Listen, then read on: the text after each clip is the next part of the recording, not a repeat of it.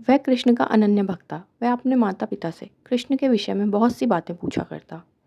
कृष्ण कैसे दिखते हैं, वे कहाँ रहते हैं और उससे मिलने कब आएंगे। उसकी माँ ने बताया कि कृष्ण वृंदावन में रहते हैं। धीरे धीरे बालक बड़ा होने लगा और उसकी कृष्ण भक्ति भी बढ़ने लगी। एक दिन वह अपनी माँ से बोला कि वह वृंदावन जाना चाहता है। माँ ने कहा, लेकिन वृंदावन जाने की क्या ज़रूरत है। तो उसका जवाब था कि वह कृष्ण की भक्ति करना चाहता है। तो उसके माता पिता ने उसे समझाया कि कृष्ण की भक्ति तो यहाँ रहकर भी की जा सकती है, भला उसके लिए वृंदावन जाने की क्या आवश्यकता है।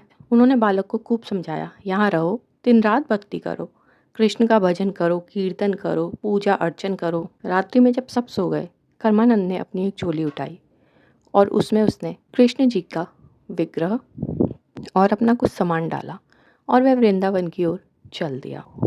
वृंदावन पहुँचते ही उसे बहुत प्रसन्नता हुई। उसे लगा यह वही स्थान है जहाँ पर वह सदैव रहना चाहता था। उसके कृष्ण का घर, यहाँ के कण कण में उसे कृष्ण की अनुभूति होती थी। धीरे धीरे समय बीतने लगा। अब कर्मानंद बूढ़े हो चले थे। एक दिन घूमते घूमते कर्मानंद वृंदावन से आगे निकल आए। बहुत थकान के कारण कर्मानंद ने सोचा कि चलो यहाँ पर रुककर कुछ देर विश्राम कर लिया जाए। उन्होंने एक पेड़ के नीचे अपनी छड़ी गाड़ दी और उस पर अपनी पोटली टांगी और बोले, कन्हैया, अब तुम भी यहाँ विश्राम करो और मैं भी कुछ देर विश्राम कर लेता हूँ। कर्मानंद की आंख लग गई। जब कर्मानंद उठे तब सूर्यास्त हो चला था। हड़बड़ाहट में कर्मानंद ने झटपट अपनी झोली उठाई और कंधे पर टांगकर वे वृंदावन की ओर चल पड़े। जब वे वृंदावन वापस आए तो रात को शयन के समय उन्हें याद आया कि वे अपनी छड़ी तो उसी स्थान पर भूल आए हैं। अब वे बहुत झुंझुलाए कि अब कन्हैया को शयन कैसे कराएंगे। और अचानक वे कन्हैया से बोले, अरे कन्हैया, मैं तो बूढ़ा हो चला हूँ, मुझे अब कुछ याद नहीं रहता, शरीर भी कुछ ज़्यादा काम नहीं कर पाता, किंतु तू तो मुझे याद दिला सकता था, तूने भी मुझे याद नहीं दिलाया। और वे कन्हैया से बार बार ऐसे कहने लगे और क्रोधित होकर कहने लगे, अब बता बता, भला तू कैसे सोएगा, मेरी छड़ी ही नहीं है आज तो मेरे पास, अब तू विश्राम किस प्रकार करेगा। अपने भक्त की ये सब बातें भक्त वत्सल श्री कृष्ण सुन रहे थे और मंद मंद मुस्कुरा रहे थे।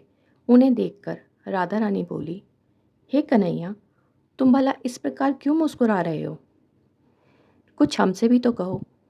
कन्हैया बोले, राधे, मेरा एक भक्त है कर्मानंद, रोज मुझे बड़े प्रेम से खिलाता है, पिलाता है, मुझसे अनेकों बातें करता है, किंतु आज वो मुझ पर क्रुद्ध हो गया है और अब मुझे डांटे जा रहा है।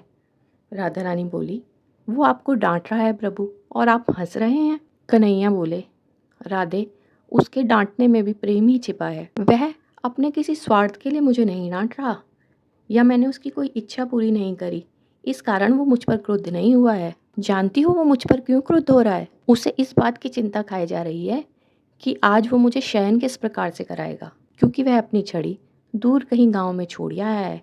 अब रात्रि होने के कारण और वृद्धावस्था के कारण वह उसे लाने में असमर्थ है और अब इसी झुंझुलाहट में उसे कुछ समझ नहीं आ रहा है। राधे, अब मुझे उसके पास जाना होगा। ये कहकर पीताम्बरधारी श्री कृष्ण कर्मानंद के समक्ष उपस्थित हो गए। कर्मानंद अभी भी धारा प्रवाह कृष्ण से बोले जा रहे थे, कन्हैया, तुम सुन रहे हो या नहीं, बताओ अब किस प्रकार शयन करोगे आज। तुमसे इतना भी नहीं हुआ कि मुझे याद ही दिला देते कि अरे छड़ी तो पीछे ही छूट गई है। कर्मानंद, तुम कहाँ चले जा रहे हो। कर्मानंद अपने आवेश में धारा प्रवाह बोले चला जा रहा था। इस प्रकार कृष्ण के साथ भावपूर्ण बातें कर रहा था कि उसे कुछ पता ही नहीं चला कि कब साक्षात श्री कृष्ण उसके सामने उपस्थित थे और वह उनसे वार्तालाप कर रहा था। अचानक से जैसे कर्मानंद को होश आया हो और उसने देखा कि श्री कृष्ण साक्षात उसके समक्ष प्रकट है।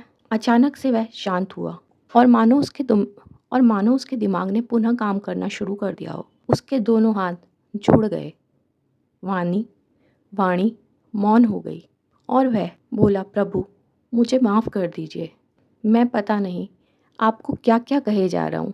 अपने भक्त की विनम्र वाणी सुनकर कृष्ण बोले, कर्मानंद, मैं तुमसे बहुत प्रसन्न हूँ, मांगो, क्या मांगते हो, तुम अपनी इच्छा का कोई भी वर मुझसे मांग लो। कर्मानंद बोले, हे कन्हैया, मैं अब तुमसे क्या मांगू? तुम्हारे अतिरिक्त मेरा और कौन है? हे प्रभु, यदि आप मेरे लिए कुछ करना ही चाहते हैं तो कृपया जाकर वे छड़ी ले आएं।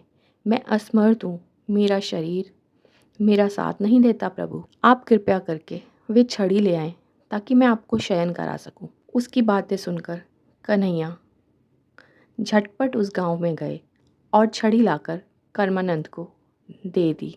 ऐसे सच्चे भक्तों के बुलाने पर भगवान सब कुछ छोड़कर तत्काल उनके सामने उपस्थित हो जाते हैं, क्योंकि प्रभु के ऐसे भक्त भगवान को छोड़कर अन्य किसी भी वस्तु की कामना नहीं करते। जय श्री